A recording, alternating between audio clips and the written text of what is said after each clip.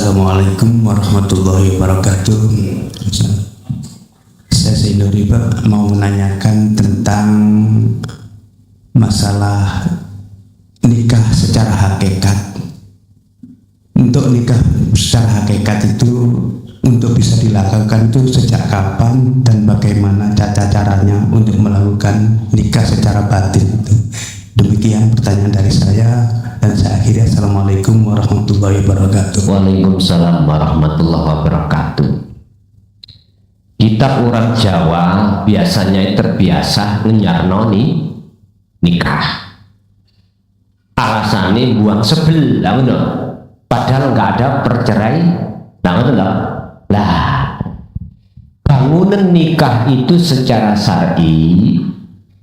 Carane ketika sampean qabil tu nikah lan sak teruse ati sampean iku dunungno menyang urip terhadap istri jenengan. Wis, simpel nggih? Anda tidak akan pernah bisa kalau tidak mengerti hakikate sahadat. Makanya wak mudin, wak pengulu nek arep nikah sampean disuruh dijak moco nggak ngoten toh, tapi ora ditulungno. Asline karepe temonono Gusti Allah ning garwamu, ngoten lho. Bersaksilah terhadap Allahnya di dalam kejadian ini, iku carane. Pun ada lain?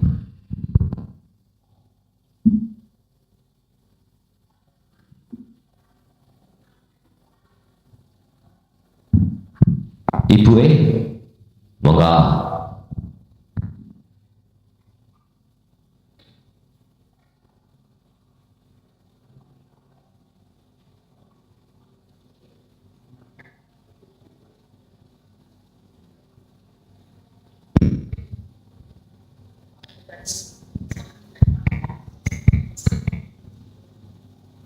Assalamualaikum warahmatullahi wabarakatuh.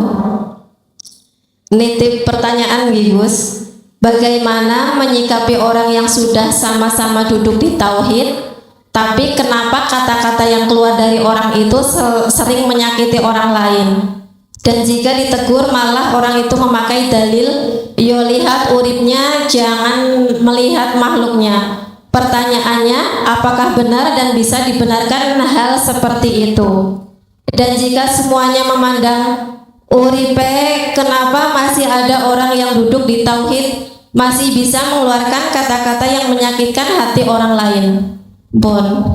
Wassalamualaikum warahmatullahi wabarakatuh. Waalaikumsalam warahmatullahi wabarakatuh.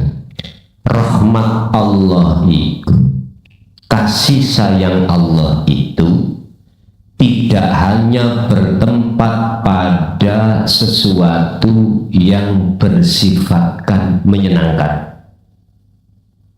Saya ulang, rahmat Allah itu, hidayah Allah itu, anugerah Allah itu tidak hanya bertempat pada sesuatu yang menyenangkan orang lain. Bisa jadi anugerah rahmat Allah buka hidayah itu dari sesuatu yang menyakitkan hati.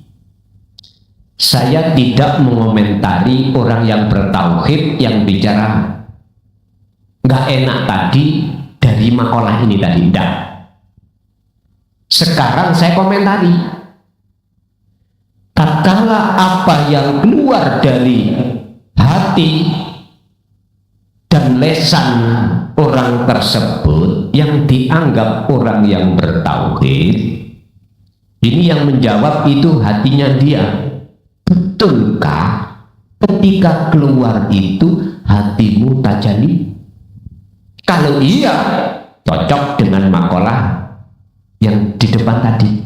Kalau tidak, justru ini menandakan bahwasanya pengamalan tentang ilmu tauhid dalam kurung wahadihi al-uzlah tadi kurang. Paham? Niki bagi yang bersangkutan tuh ya, yang tahu, yang terasa, yang alami, ya yang bersangkutan. Pertanyaannya adalah ketika munculnya hati lewat lesan kalimat yang menyakitkan, hatinya betul-betul tajalli enggak? Kalau iya, maka cocok kali makalah yang di depan. Makalah yang mana? Itu tadi rahmat anugerah yang kita terima, hidayah yang Allah berikan terhadap kita tidak hanya melalui perkara yang menyenangkan saja. Berarti itu sebagai introspeksi diri pada kita. Tapi jikalau yang bersangkutan duduknya di takholi, tertanda bahwasanya uzlahnya kurang. You understand? Nah, oke. Ya sekali-kali pas tadi wong Inggris. Ada lagi? Bapak, monggo Pak. Assalamualaikum warahmatullahi wabarakatuh. Sesuai materi yang dibahas ini tadi Gus, tentang fokusnya ya suami, istri, suami. Tapi bagaimana kalau yang ibu-ibu, janda, bapak-bapak, duda, gimana ini? Tadi kayaknya kurang menyentuh, jadi mungkin nggak sinkron diterimanya itu. Sekian, terima kasih.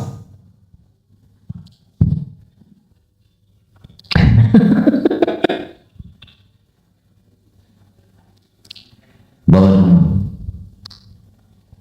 nek pancen ono sing seneng, Gusti Allah nyenengno di antara kedua belah pihak, monggo, yuk nanti nikah no.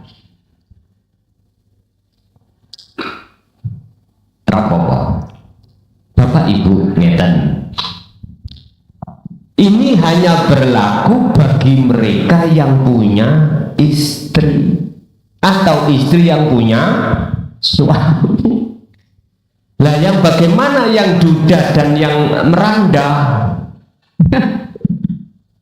Mohon maaf lo ya.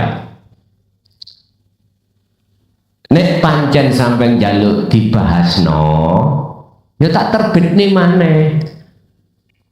Malam hari ini kita fokus pada mereka yang beristri atau bersuami. Pertanyaannya, ada enggak Allah memberikan makalah seperti itu nanti? Yang duda ataupun yang janda? Kok gak disentuh belas? Sampai Gusti Allah. Gak sinkron, oke Pak. Berarti amwalikum. Sing ayat sing nomor pinten. Tadi disentuh didik mungkin, tapi gak terang-terangan bagi yang duda atau yang janda. Surat apa?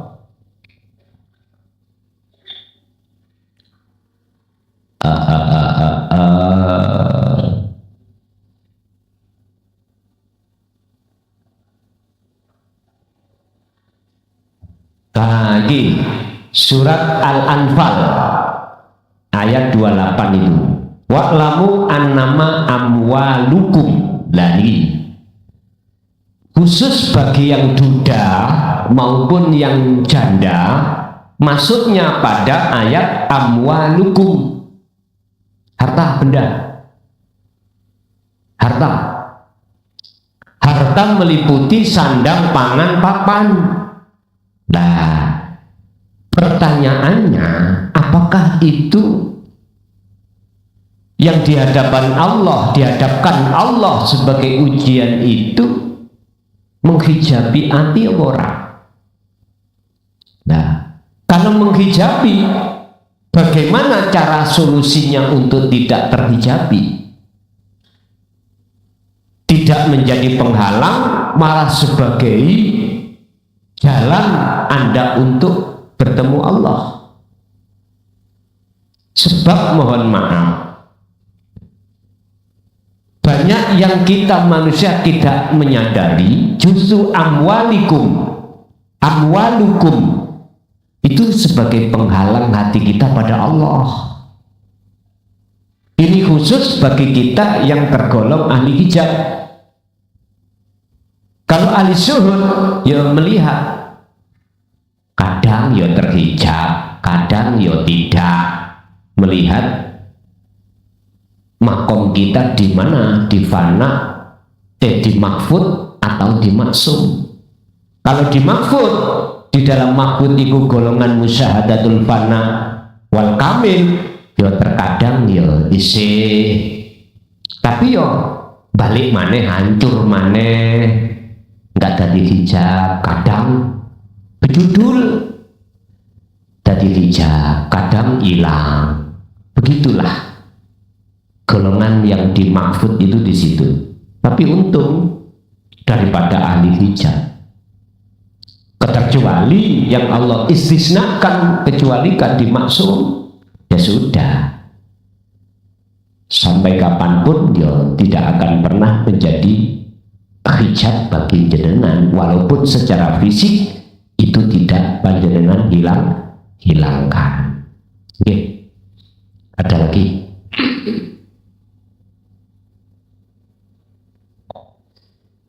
Buat nenten klotak-klotak kah? Jumat masalah ini jadwale.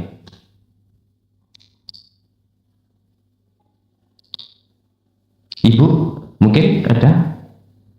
Cukup? Nggih, pun.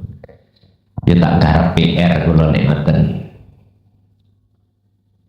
Ya nulis sih lho Pak, PR opo amen niku. Insyaallah. Pun Al-Fatihah.